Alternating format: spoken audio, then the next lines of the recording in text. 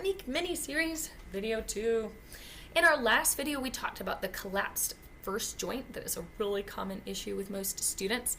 In this video, we're going to be talking about sticky fingers. When's the time that you had really sticky fingers?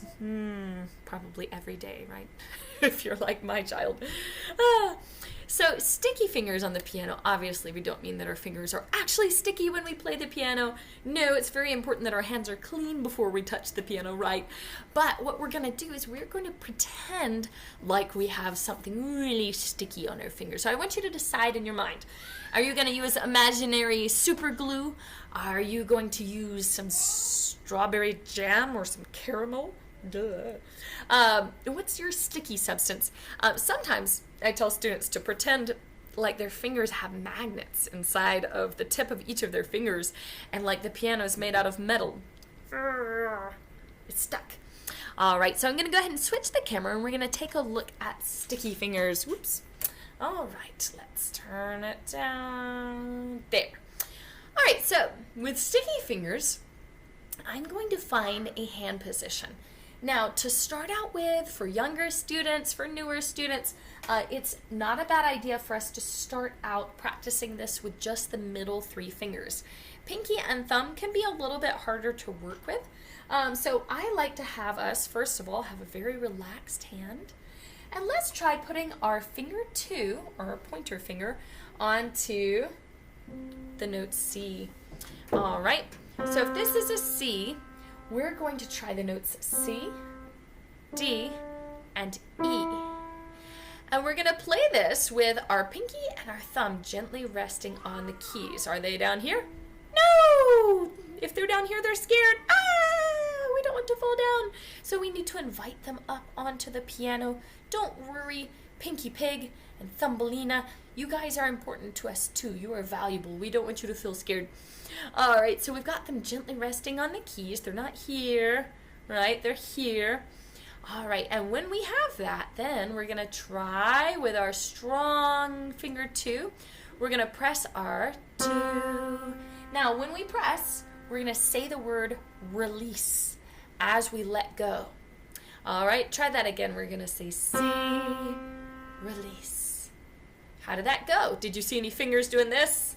If you did, go ahead and stick them back down. Sticky, sticky fingers. All right, now let's try finger 3. We're going to say 3, release. Try it again. 3, release. And now we're going to try finger 4. That's 4, release. 4, release. Now, what's going on with your other friends? Do we have any of this going on? Any of this going on? If you have any friends that are sticking up in the air, what I want you to do is I want you to just gently settle them. Pretend like your hand is a cat. Say, relax, kitty, relax. All right. Now, if that feels pretty good and you're not seeing any flying fingers, then let's go ahead and try a pentascale. Now, for some of you guys, your hands are really not quite big enough to play a pentascale comfortably. And that's okay, because the good news is you're a kid. Your hands are still growing. As they get bigger, this is going to get even easier and easier for you. So if this is a little bit tricky for right now, don't stress out about it too much. So I'm going to try playing a pentascale. Penta means 5. And that means I'm going to play the note C, D, E, F, G, and then I'm going to come back down. Now, again, if your hand is a little bit small, you may feel like your hand is kind of stretched out a little bit when your fingers are on these keys. My best suggestion for you is, as you're playing this, when you're on one side of the pentascale, if your hand needs to kind of be a little bit closer or more gathered to that side of the pentascale, that's okay. When you press the G, if your fingers need to be kind of gathered a little bit towards the G, that's okay. In general, we like to keep one finger on every key, but sometimes if your hands are very small, that's not quite possible, and that's okay. The most important thing is that our hand is very relaxed, right?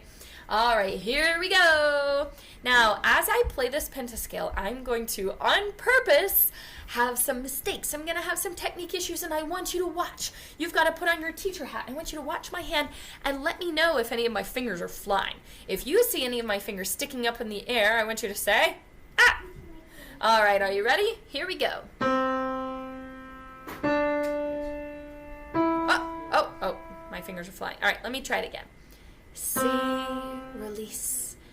D, release. E, oh, I skipped one. I'm focusing so much on the, on the fingers. All right, C, release. D, release. E, release. F, release. G, release. You notice how slow I'm doing this? F, release. Ah! Oh, you caught me. Okay, let's settle those fingers. Calm down, fingers. E, release. D, release. C. All right, there you go. So that is our Sticky Fingers video, part 2 of our technique mini series. I hope that helps, and as you practice, again, it's always okay to ask mom or dad or maybe a big sibling to be your spotter and keep an eye on your fingers for you, because sometimes when you're playing a song, you get so focused on the notes that you don't notice when your fingers are doing wonky things. So it's always okay to ask for help. All right, stay tuned for technique mini series part 3.